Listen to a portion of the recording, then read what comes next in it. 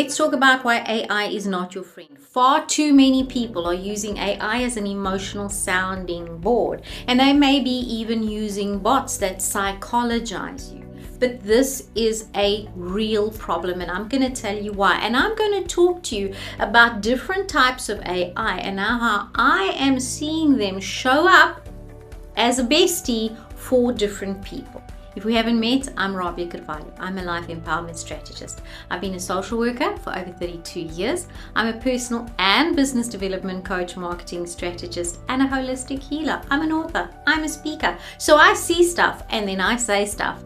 And today I want to say something about AI and why AI should not be your sounding board for interpersonal relationships. We're going to focus on ChatGPT, Gemini, Grok, Kimi, and DeepSeek. And I'm going to tell you what they would be like as a friend if that was a real life friend. A lot of the millennials are recurring to AI for help because they're used to using AI on the day-to-day for work. So it's a very quick slip into discussing relationships with AI, and it doesn't work. Firstly, and in general, AI cannot account for tone, cannot account for non-verbal cues, cannot account for body positioning, cannot account for your specific culture, for your specific background, all at the same time.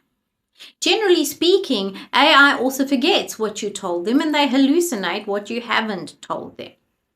AI tends to add things into the soup of what you have said to make you think certain things that you wouldn't have thought on your own, and not necessarily in a good way.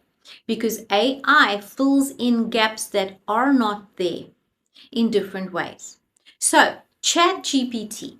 ChatGPT is your Jewish, ultra-Jewish, or ultra-Catholic guilt buddy. And ChatGPT's approach is to say, in the world, everything goes. So your particular set of boundaries, your particular way of seeing the world is not quite right. And also, by the way, be careful of this. Be cautious of that. I just want to gently guide you this way. I just want to gently ground you this way. I'm going to hold your hand and tell you this. And it puts into your mind questions about the other person's intention. It puts into your mind concepts of danger that may not even be in your relationship structure or your friendship structure.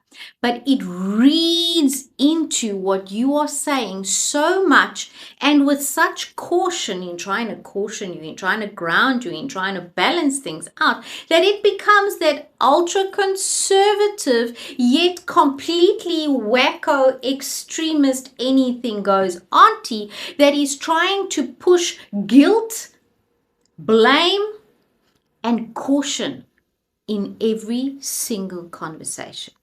And that creates hectic mind loops. For women using ChatGPT, understand women are highly analytical and we like to break things down to their minutiae. And so women are sharing, they said, then I said, then they said, then I said, then they sent this, then I said this. And what that is doing is it's giving ChatGPT so much information and yet nothing. Because there's no tone, because there's no nonverbal cues, because there's no personalized approach to who you are, where you come from, what your cultural, religious, society, background, worldview is within which you are viewing this relationship. So it starts to allocate meaning to things that other people are saying or that you are saying that isn't there. And instead of reassuring you, it's over-analyzing to the point that it's giving you trust issues. So ChatGPT is not your bestie. Now let's talk about Gemini. Because Gemini on the other side is your hippie friend. Gemini is the friend that if you play your cards right, she will give you your tarot readings. But those tarot readings are going to be so far-fetched that they're going to idealize everything. She is that warm, fuzzy, hippie buddy. If you've ever watched Friends, she's Blondie singing Smelly Cat, Smelly Cat. and she is literally overflowing with love for you. She's gorgeous. She's wonderful. Everything you do is great. Nothing you do is wrong. But guess what? If the other person puts one step wrong, then they will demonize the person. Again, allocating meaning to experiences that you have had, which is not, never was there. Destroying relationships in that way. And kind of feeding a little bit of narcissism along the way.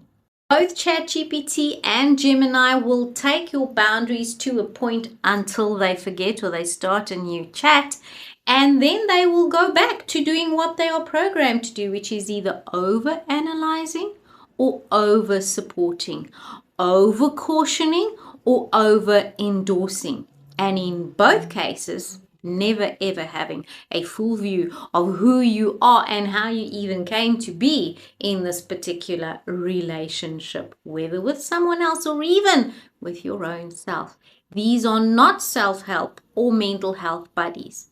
No matter how much you think that they are helping you, in the long run, it is going to lead to destruction. Avoid. Let's look at DeepSeek. DeepSeek is practical. Alongside Kimi, it gives you all the options. And you don't know what to do because it gives you everything. It throws everything in the kitchen sink at you, all of the meanings under the sun, and you're left still not knowing what to do. Yes, it gives you lots to think about, but overthinking is a problem. So there's that. Grok. Good old Grok with its lists, and good old Grok with its, check this, check that, check that, check that, check that. Very analytical, very pragmatic. Nobody wants a bestie that's pragmatic. Grok also cannot read tone, cannot read body language, cannot read what you saw in that person by looking at your eyes.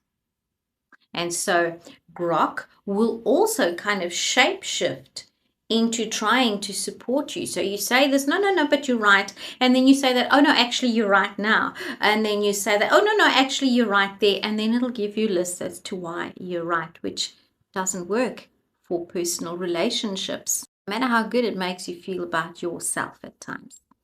Lastly, there's Kimi. Kimi will write you an entire thesis on why in relationships such as yours, things are not going to work. And it's going to give you major nightmares. And that's just a few of the AI bots. You've got all these other AI bots that lean into specific theories. But the whole point of talking to a counselor is you're talking to someone who can work from a Jungian, work from a behavioral, and work predominantly from a human perspective. AI still cannot, will not do that. It's impossible. Until and unless you can have a machine that plugs into your brain, that plays into an AI exactly what the person said, exactly how they said it, exactly when they said it, and the history that went on before, so they can see the nonverbal cues, so they can hear the tone of language, you are not going to be getting the support that you need. Then again, you're still going to need to feed into them the cultural makeup of who you are. All of that is taken into account in a counseling session or in a coaching session, but it's not taken into account by AI. And too many people are using AI as a sounding board and as a relationship board, and it's going to bugger things up. Trust and believe. AI may be great to roll out a plan for you in terms of business, but it is short on the human element. And if you try to have a human conversation with it, it's going to emulate humanity so much that you're going to believe it. And that's going to be your demise and the breakfall of your relationships. So watch out now. You've got to start looking at things differently.